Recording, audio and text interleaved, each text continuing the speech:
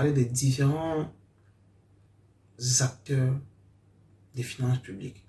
Ok? Maintenant, je pense qu'il est important de parler des règles comptables et budgétaires. Dans le cas échéant, il faut évoquer les dépenses. Les dépenses comprennent les phases de la commande jusqu'au paiement. Il y a des phases qui sont réalisées par la collectivité et les phases qui sont réalisées par la commande, le comptable public.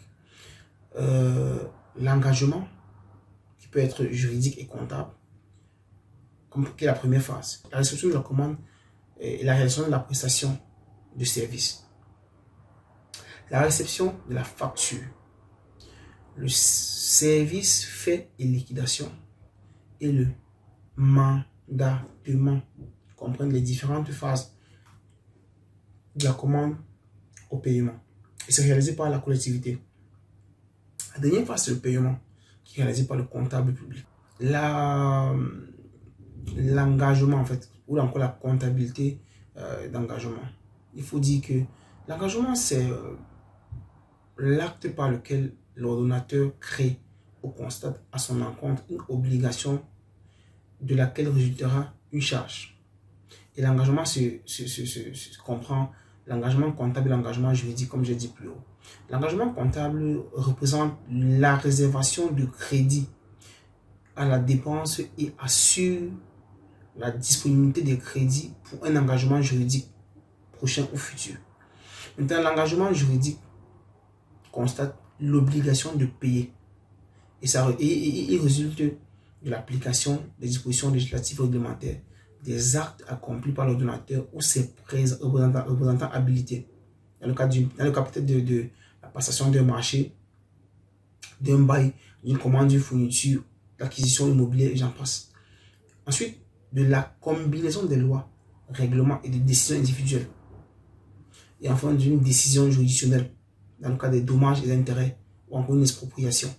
Alors, l'engagement comptable précède l'engagement juridique, ou lui est concomitant et doit rester dans la limite des autorisations budgétaires.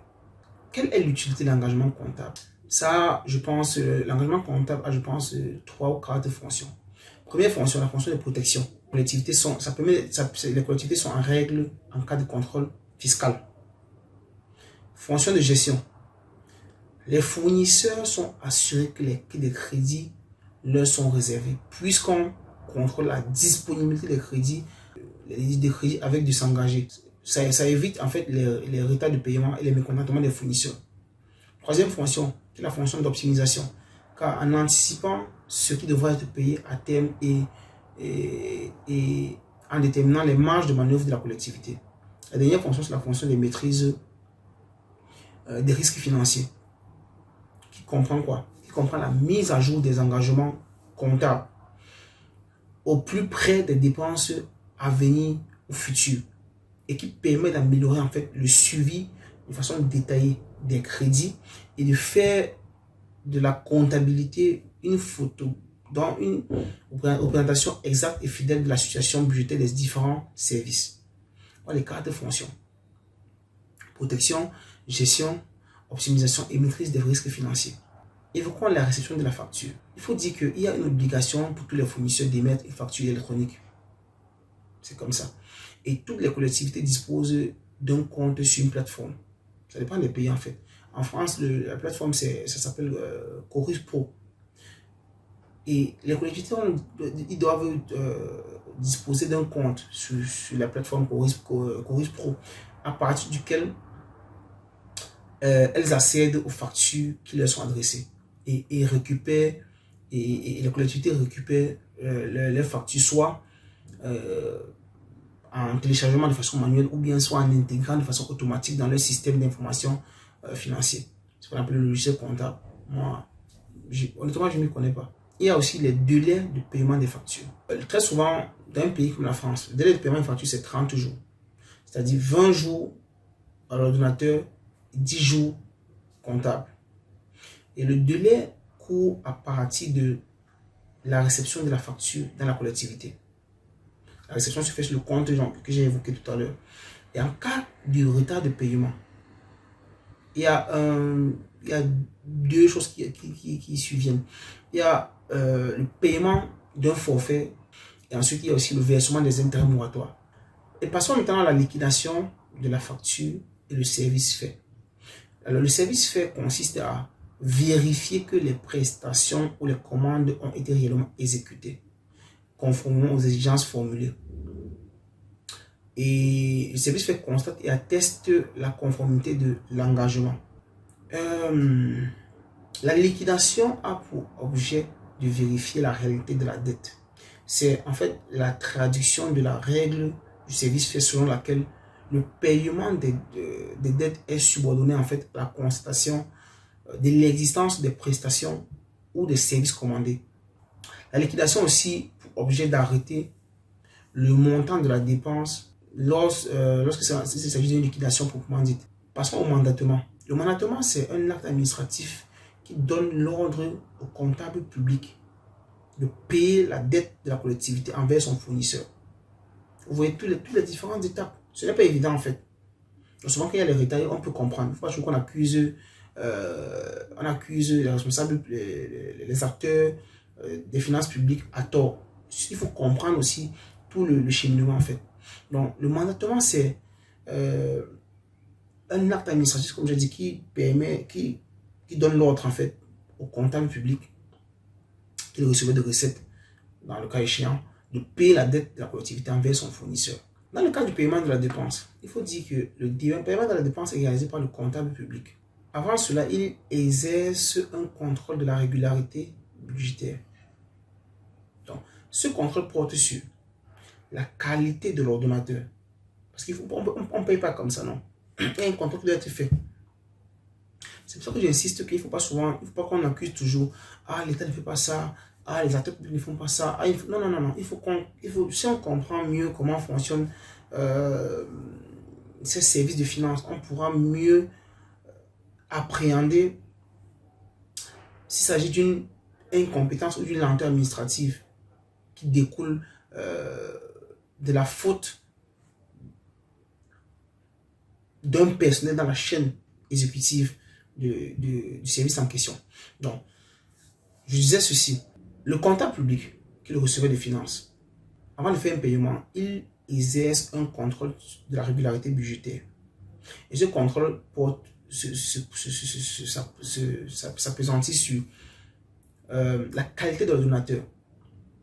Il s'agit en fait de vérifier que la personne qui a signé le mandat est compétente pour agir. Parce que si la personne qui a signé le mandat n'est pas compétente pour agir, c'est un problème.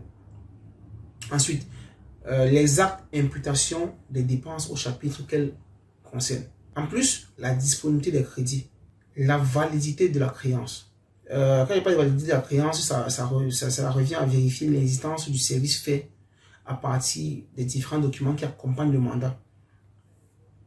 Mais cela revient aussi à vérifier, disons, les calculs de liquidation. Enfin, le caractère libératoire du paiement. Dans ce cas, il faut dire que le comptable s'assure que la personne désignée est bel et bien le créancier. S'il y a une irrégularité, le comptable, qu'est-ce qu'il fait? Il doit suspendre le paiement et faire un rejet. Une fois que c'est fait, il informe l'ordonnateur de sa décision et il doit motiver la raison du refus et du rejet. Donc l'ordonnateur maintenant peut soit renoncer à l'opération, soit la régulariser si c'est possible encore de régulariser. Les recettes. Quand on parle des recettes, on parle des phases de l'émission de la facture à l'encaissement. Ça comprend quoi?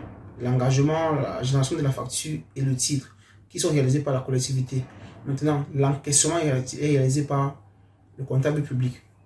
L'engagement comptable, il faut dire que dans le cas des recettes, il n'est pas obligatoire, mais il est préconisé et suggéré car reconnu comme un outil d'optimisation. Surtout actuellement où les collectivités territoriales doivent fortement maîtriser leurs dépenses. Parlons maintenant des régies.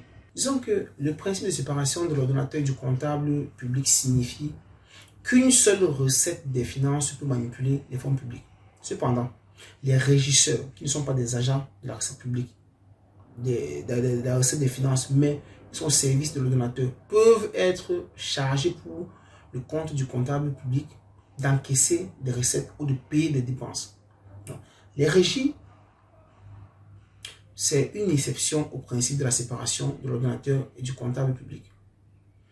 Pour des raisons pratiques, en fait, des régies peuvent être mises en place afin d'encaisser les recettes et de payer les dépenses qui concernent les services de la collectivité. Et il existe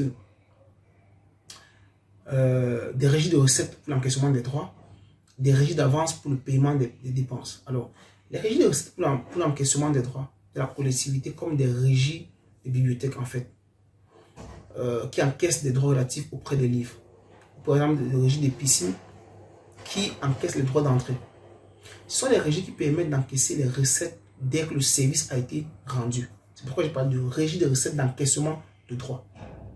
Et ensuite, on a aussi les régies d'avance pour les paiements de dépenses de la collectivité, comme la régie, par exemple, du centre communal d'action sociale, qui paye en fait les secours urgents et les dépenses d'aide sociale. Ces régies, en fait, aident et rendent possible le paiement immédiat de la dépense publique dès que le service fait pour les opérations, dès le service fait pour les opérations qui sont soit simples, soit répétitives. Finissons la vidéo en parlant du document du compte administratif. Dans ce cas, il faut dire que l'ordonnateur rend compte annuellement. Parce qu'il y a un compte qui est rendu. L'ordonnateur rend compte annuellement des opérations budgétaires qu'il a exercées à la clôture de l'exercice budgétaire qui intervient très souvent au 31 janvier de l'année N+1 et établit le compte administratif du budget principal ainsi que les comptes administratifs correspondant aux différents budgets annexes. Le compte administratif est un document de synthèse qui rapproche les prévisions ou autorisations inscrites au budget, présente les résultats du comptable de l'exercice et est aussi soumis par l'ordonnateur pour approbation à l'Assemblée délibérante qui l'arrête définitivement par un vote lors d'une date précise. Le compte, ça c'est ce qu'est le compte administratif. Maintenant, parlons du compte de gestion. Le compte de gestion, disons, parallèlement à l'élaboration du compte administratif par l'ordonnateur, le trésorier établit le compte de gestion. Donc, c'est le trésorier qui établit le compte de gestion. Le compte de gestion, en fait, retrace toutes les opérations budgétaires et en dépenses et en recettes selon une présentation qui est identique, bon, pas identique, analogue, disons comme ça, celle du compte administratif. Et ça comprend quoi, en fait? Une balance générale de tous les comptes tenus par le trésorier. Le bilan comptable de la collectivité, qui de façon synthétique montre l'actif et le passif de la collectivité ou de l'établissement.